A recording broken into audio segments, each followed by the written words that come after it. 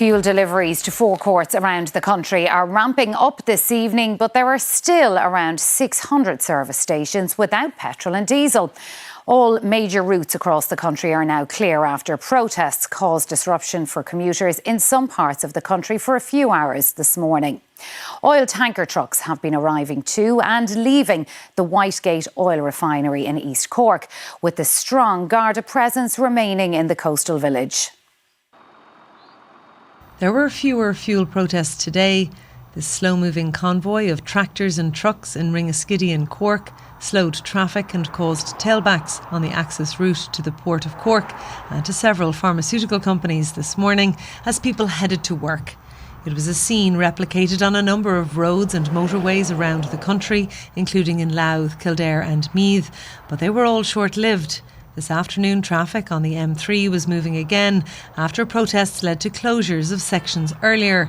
But the impact of the protests is still being felt, not least in forecourts around the country. There's a couple of the petrol stations that has no diesel or petrol or heat and oil. That's one thing I would miss now.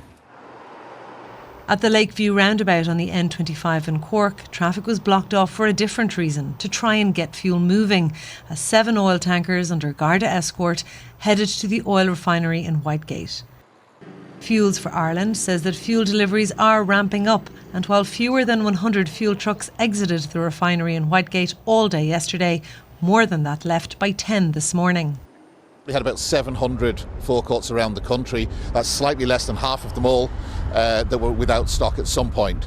Today, we haven't quite got to the normal levels of operational efficiency for the distribution. That's because of the continuing traffic disruption. That has improved an awful lot today. So we're actually speeding up our recovery.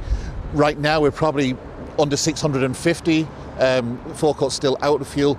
We'll make a dramatic headway into that tomorrow if the traffic remains free and access to the sites is guaranteed.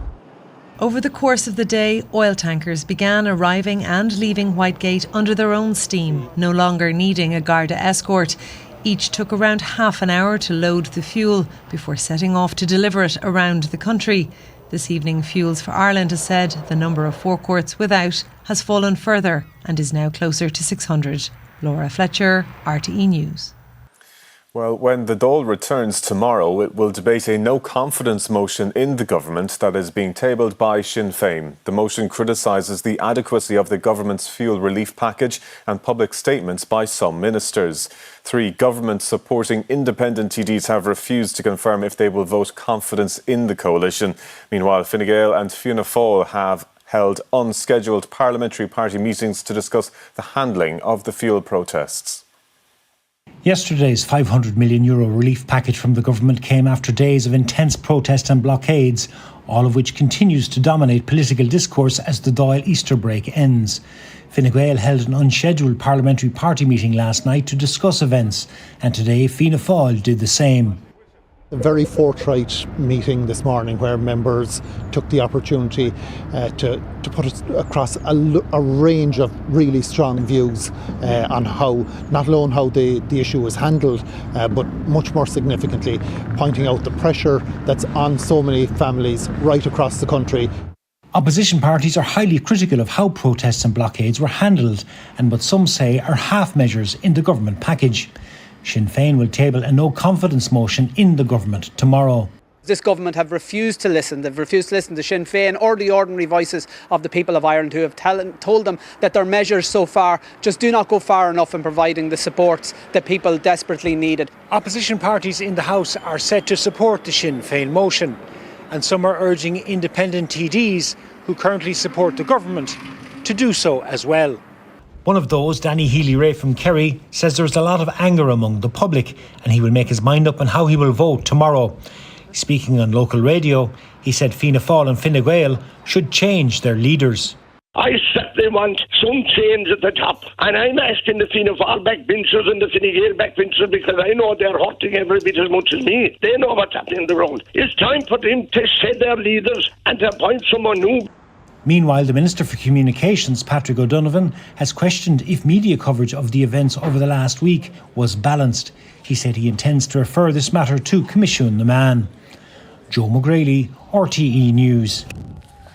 Well, for more on all this, we can speak to our political correspondent, Micheál Lehane, who's at Leinster House, but also our economics and public affairs editor, David Murphy. Micheál, I'll come to you first. How's this going to go for the government tomorrow, do you think?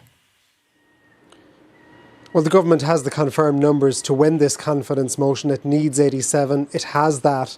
In fact, if everyone who have committed to the government in the past turned up tomorrow, it would have 94 votes. But there are question marks around a number of independent TDs, not independent ministers, but independent TDs, including Danny Healy-Rae, Gillian Toole and Barry Heenahan. Now, Barry Heenahan has said that he is weighing things up, but he does have certain legislation that he would like to see progress, and that wouldn't happen if the government fell, of course, if they lost that confidence motion.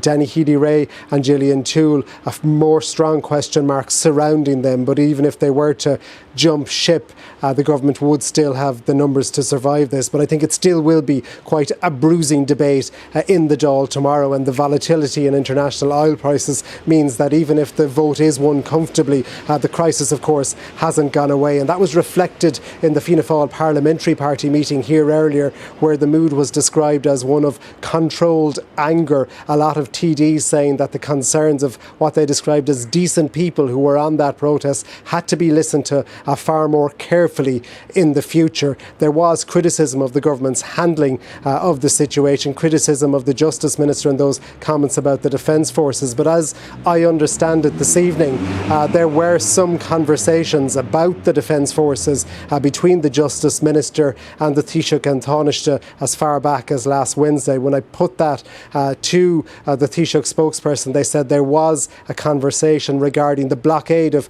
critical infrastructure, particularly the refinery at Whitegate, and the government response to that. And David Murphy, the government may have been pushed into it, but they have announced in total support measures of €750 million. Where are they going to get the money from? So this year Ireland is going to collect more money by way of taxes than it's going to spend, and it will result in a surplus of around €5 billion. Now, a lot of that comes from windfall taxes paid by multinationals. In other words, this relates to activity which doesn't happen in Ireland but is taxed here, and that's very volatile money. If you strip that money out of the public finances, in fact, we're going to run as a country a deficit of €13 billion. But that money is going to fund some of these tax cuts which the government is introducing. But there's two things in relation to the tax cuts. The first one is that the excise cuts will expire at the end of July. The second one is that the carbon tax increase has been postponed until October. Now, if we see a return of trucks to the streets, could there be more pressure on the government to move those dates? If there is, will the cost go up again? And will it eat further into that €5 billion of a surplus it hopes to run this year? So they are the big questions, but clearly the government felt it didn't have much of a choice with the protests, which are going to cause considerable economic damage if they were to go on. And a lot of retailers felt they lost out on customers last week on a period when a lot of people were off work and would have had time to spend in the shops. All right, David Murphy and Micheál Lehane, thank you both.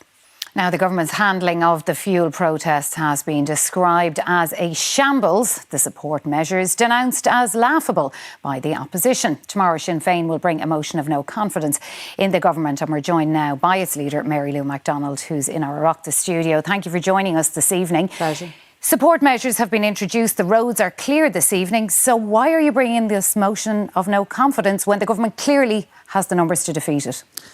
Well, look, I don't think anybody could have lived through and observed what has happened over the last week and not conclude that we have a government that is utterly disconnected, utterly incompetent, but above all else, a government that refuses to listen. Fianna Fáil, Fine Gael, Micheál Martin and Simon Harris have no real interest in hearing, much less responding to the reality of people's lives out on the ground.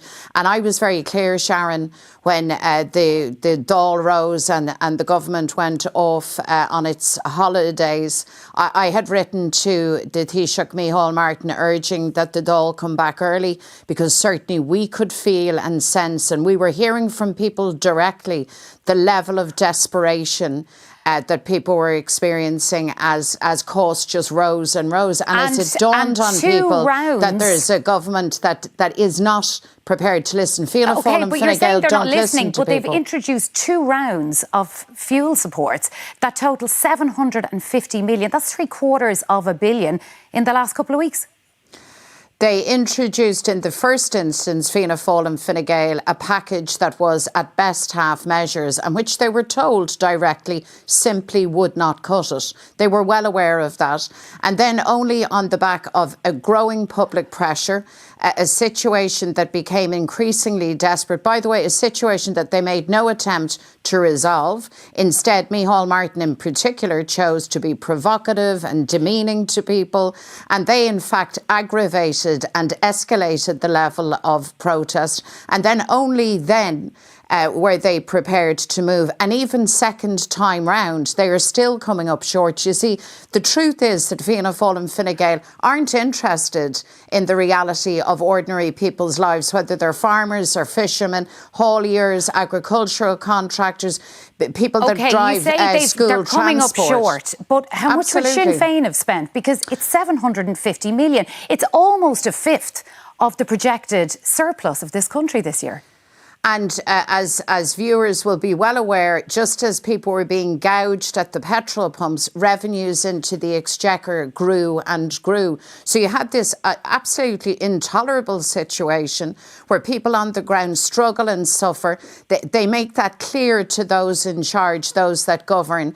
And yet the Fianna Fáil and Fine Gael were quite prepared to stand back and allow that suffering and that hardship to continue. How much would Sinn Féin spend? We have a package that we have set out. In excise alone, we believe that there have to be cuts of 100 million euros a month. That's the extent of it.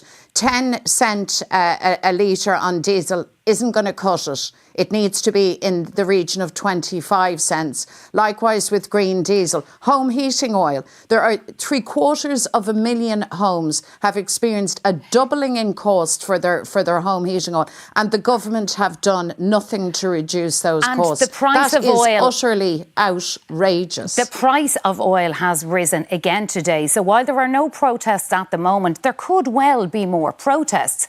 And I'm just not clear. Last week, Sinn Féin said they stood with the supporters. Do you support the blockade of fuel depots? Well, let me dispel any confusion that you might have, Sharon. We stand with the protesters. We absolutely stand with people's right to protest, to defend themselves and their families, to defend their living, and to blockade to fuel defend depots? their livelihoods. And no, I don't want to see disruption or blockades. By the way, I don't believe anybody wanted that. But I also know where the blame and culpability for that lies. And it lies what about directly at the feet, the thoroughfare of O'Connell Street for 5 days? Directly at the feet of Micheál Martin and Simon Harris, who chose not to engage, who chose rather to insult, demean, disregard and escalate this situation. And listen, I live in Dublin. I know that Dubliners didn't want to see any level of disruption, but I'll tell you this, the Dubs that I'm talking to back the protesters. They know exactly why those protests happened. They know exactly why they escalated. And they are very clear that Fianna Fáil and Fine Gael, that's where the finger of blame lies. And we are calling out that incompetence, that detachment and that utter disrespect for families and communities across the country. Carers, people with disabilities, PAYE workers, people who are doing their best and who are struggling and who have a government that simply don't care. You were critical of who the government engaged with last week. Who should they have spoken to? Well, from the get-go, the government should have been prepared to engage with people who are out on the protest lines. They weren't difficult to find. In fact, Fianna Fáil and Fine Gael are organised across the state. It would have taken very, very little effort for the Taoiseach, through local people, through ministerial colleagues, to open up direct lines of communication and conversation. We're elected representatives. The general public and the taxpayers pay our wages. Our job description is to talk to people, to listen to people, to engage with people. We don't get to adopt this dismissive, haughty, holier-than-thou approach that says we won't talk to you and we won't talk to you. Mary Lou McDonald, they're finally, They're very quick to talk to lobbyists with deep pockets. They can listen to and talk to the average citizen on the street. Carbon tax is something you've constantly been critical of. That's a fund that's ring-fenced to help people retrofit their homes, to help alleviate fuel poverty in the future. That's now been postponed, which means there's going to be less money there. Are you happy about that? Well, Sharon, according to the Comptroller and Auditor General, who's the expert on money, how it's raised and where it's spent, he tells us that 40% of the revenues from carbon taxes don't go for those purposes. There's an interesting question. I wonder where government, can they explain where those monies have gone? Carbon taxes as a means of changing behaviour and meeting our climate targets simply don't work. Okay. I hate to break the news. They simply don't work. What they do is impose hardship on the households and people least able to bear the Mary brunt. Lou McDonald, that's actually the truth of it. I'm afraid we're right out of time. Mary Lou McDonald, Sinn Féin leader, thank you for joining us from the Oireachtas studio.